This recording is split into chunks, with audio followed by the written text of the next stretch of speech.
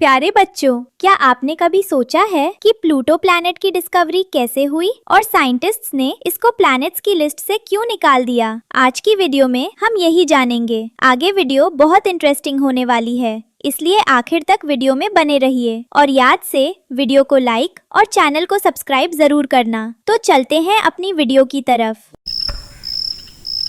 ये बात है साल 1930 की, जब नेपट्यून को हमारे सोलर सिस्टम का आखिरी प्लैनेट माना जाता था। फिर एक दिन साइंटिस्ट्स ने ये नोट किया कि सूरज के गिर्द घूमते हुए नेपट्यून की मूवमेंट एक जगह पर जाकर थोड़ी सी अजीब बिहेव करती है। ये काम तो सिर्फ ग्रेविटी ही कर सकती है, जो प्लैनेट्स के अंदर ही होती है। उस वक्त साइंटिस्ट्स को पता लगा कि नेपट्यून हमारे सोलर सिस्टम का आखिरी प्लैनेट नहीं है, बल्कि इसके पीछे कोई और प्लैनेट भी छुपा हुआ है। शुरू में प्लूटो का नाम प्लैनेट एक्स रखा गया। चलो हम डिटेल से जानते हैं इस कहानी को। उस रात क्लाइड टोम्बो हमेशा की तरह आसमान की तस्वीरें ले रहे थे। उनके पास एक बड़ी टेलीस्कोप भी होती थी, जिससे वो प्लैनेट्स और स्टार्स को देखते थे। रात भर तस्वीरें कलेक्ट करने के बाद सुबह वो उनका इंस्पेक्शन करते थे। एक दिन जब वो ब्लिंक नामी माइक्रोस्कोप से अपनी रात की ली गई तस्वीरों को देख रहे थे, तो उन्हें एक डॉट अपनी जगह से हिलता हुआ नजर आया। पर स्टार्स तो अपनी जगह से नहीं हिलते,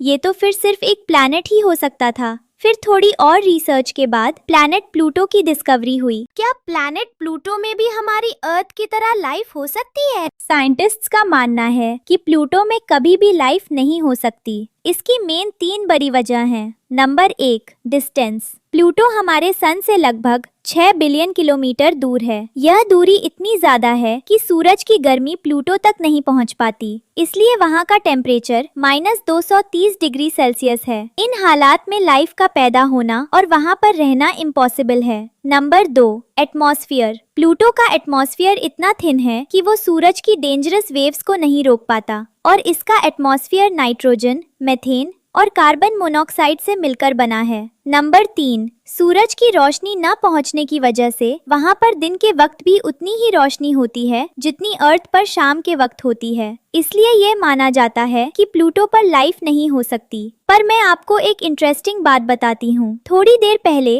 नासा की मशहूर सैटेलाइट न्यू होराइजन्स ने वहाँ से जो डेटा भेजा है, उसके मुताबिक प्लूटो की आइस सरफेस के नीचे एक बहुत बड़ा और 100 किलोमीटर गहरा ओशन मौजूद है। प्लूटो के कोर की गर्मी की वजह से ये पानी काफी हद तक गर्म रहता है, जो कि लाइफ के पैदा होने के लिए बहुत बड़ा पॉइंट है। इसलिए इस ओशन के अंदर माइक्रोस्कोपिक लेवल पर बैक्टीरियल लाइफ मिलना पॉसिबल है। इस प्लैनेट का नाम प्लैनेट प्लूटो किसने रखा है? इस प्लैनेट का नाम इंग्लैंड की 11 साल की बच्ची वेनेशिया बर्नी ने रखा। सुबह सुबह जब वो अपने दादा के साथ टेबल पर बैठी खाना खा रही थी, उन्होंने न्यूज में सुना कि एक नया प्लैनेट डिस्कवर हुआ है। तो उस बच्ची ने कहा कि पुरानी कहानियों में अंधेरे के देवता की तरह इसका नाम भी प्लूटो होना चाहिए। उसके दादा ने ये बात साइंटिस्ट्स तक पहुंचाई। साइंटिस्ट्स को ये नाम इतना पसंद आया कि उन्होंने इसका नाम प्लूटो ही रख दिया। मामा, प्लूटो को हमारे सोलर सिस्टम की लिस्ट से क्यों निकाल दिया गया? इस बेचारे ने क्या गलती की थी? प्लूटो की कोई गलती नहीं थी। वो आज भी वैसे ही घूम रहा है जैसे कि करोड़ों सालों से घूम रहा है। साइंटिस्ट्स के प्लैनेट्स की डेफिनेशन बदलने की वजह से इसको लिस्ट से निकाल दिया गया। 1930 से 2006 तक प्लूटो को हमारे सोलर सिस्टम का ही हिस्सा माना जाता था। इसके बाद नई टेक्नोलॉजी आई और एडवांस्ड टेलीस्कोप्स आए, जिन्होंने पता लगाया कि उस जगह पर और भी प्लूटो जैसे बर्फ के गोले मौजूद हैं। उनमें प्लूटो से भी भारी गोले मौजूद थे। इससे साइंटिस्ट्स कंफ्यूज हो गए कि हम इन सबको भी प्लैनेट्स माने या प्लैनेट्स की एक नई और स्ट्रॉन्ग डेफिनेशन बनाई जाए। 2006 में आईएयू ने प्लैनेट्स के 3 रूल्स बताए। नंबर 1, सूरज के गिर्द चक्कर लगाना। प्लूटो ये काम करता है, इसलिए इस वजह से इसको लिस्ट से नहीं निकाला गया। नंबर 2, राउंड शेप होना। प्लैनेट के अंदर इतनी ग्रेविटी हो कि वो राउंड शेप हासिल कर सके। प्लूटो ये रूल भी पूरा करता है। नंबर 3, अपने रास्ते को क्लियर करना। प्लूटो के सामने जो भी मीटियोर, कॉमेट या कुछ भी ऐसा आए, वो उसे या तो अपनी ग्रेविटी से हटा दे या अपने साथ मिला ले। पर प्लूटो इस तीसरे रूल में फेल हो गया। प्लूटो सोलर सिस्टम की जिस जगह पर है, उसे क्वाइपर बेल्ट कहते हैं। वहाँ हजारों पत्थर और चट्टानें हैं, जिन्हें प्लूटो अपनी कमजोर ग्रेविटी से क्लियर नहीं कर पाता। इसलिए 24 अगस्त 2006 को साइंटिस्ट्स ने प्लूटो को बड़े प्लैनेट्स की लिस्ट से निकालकर ड्वार्फ प्लैनेट्स की लिस्ट में डाल दिया। 2015 में जब नासा की न्यू होराइजन सैटेलाइट प्लूटो के पास से गुजरी और उसकी तस्वीरें लेकर अर्थ पर भेजी तो पूरी दुनिया हैरान रह गई, क्योंकि प्लूटो की सरफेस पर एक बड़ा सा हार्ट शेप दिखाई दिया। ऐसा लगा कि वो हमें कह रहा है कि भले तुम लोगों ने मुझे प्लैनेट्स की लिस्ट से निकाल दिया, पर मेरा दिल बहुत बड़ा है।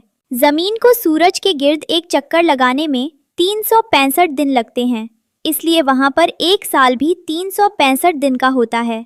पर प्लूटो को सूरज का एक चक्कर लगाने में 248 साल लगते हैं, मतलब कि वहां पर एक साल जमीन के 248 सालों के बराबर है। प्यारे बच्चों, प्लूटो हमारे लिए एक सबक की तरह है। भले ही हमने इसको प्लैनेट्स की लिस्ट से निकाल दिया, पर आज भी वो वैसे ही अपनी जगह पर घूम रहा है जैसे वो पहले घूमता था। हमें भी अपनी जिंदगी में ऐसा ही करना चाहिए। भले कोई हमें बुरा भला कहे, पर हमें अपने रास्ते से कभी भी नहीं हटना है और मेहनत करते रहना है।